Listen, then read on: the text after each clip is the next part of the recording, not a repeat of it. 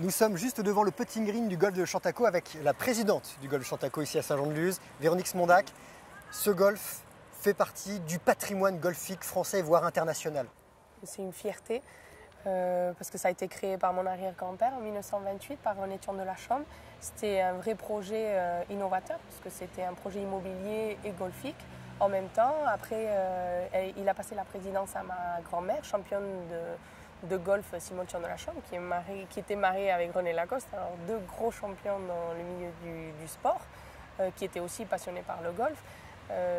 Grâce à eux, ils ont mis énormément en avant les cadets et ça a permis à plus d'une cinquantaine de pros aujourd'hui de faire carrière et même des jeunes très bons golfeurs. Mais grâce à ça, on voit maintenant encore dans le monde du golf des gens comme Bernard Pascasio, Dominique Larrech, Raymond Telleria, Jean Garayal, des gros noms.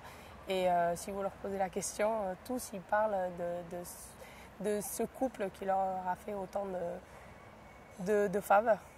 Ce golf a vu des grands noms, que ce soit du golf, du show business. On voit encore aujourd'hui, on aime venir ici jouer à Chantaco.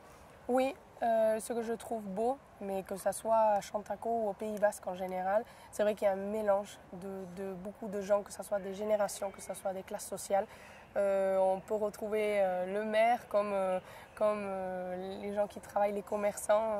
Sur le parcours, il n'y a pas de différence et c'est ça ce qui est le bonheur, c'est que quand on vient ici, on vient pour jouer au golf et on se bat pour ses coups là, sur le parcours. Chantaco, le golf féminin, c'est une histoire d'amour aujourd'hui.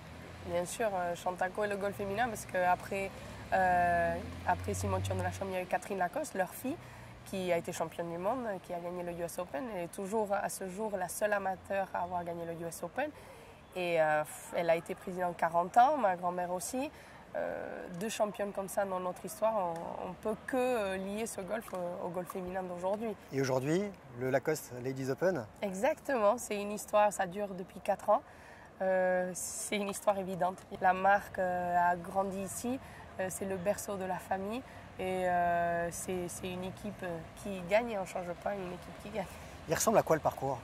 Il y a 9 trous qui sont assez différents. Les 9 premiers sont assez vallonnés avec beaucoup d'arbres parce que pendant la Deuxième Guerre mondiale, mes grands-parents ils ont planté 40 000 arbres avec les gens d'ici. Et après, il y a les 9 derniers qui sont assez plats, avec beaucoup plus d'obstacles d'eau.